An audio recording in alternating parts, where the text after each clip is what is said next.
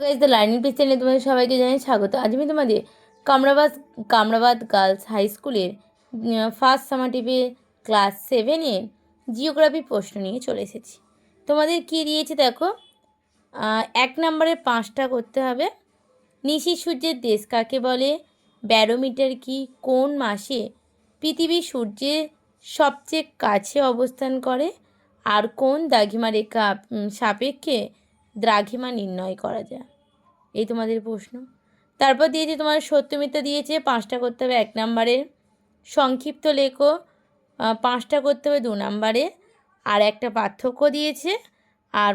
আর একটা তোমাদের কি দিয়েছে যে পামির গ্রন্থি থেকে কোন কোন পর্বতমালা নির্গত হয়েছে। দিয়েছে তোমাদের মানচিত্র, তোমাদের দেখো, আর হচ্ছে মানচিত্র দিয়েছে।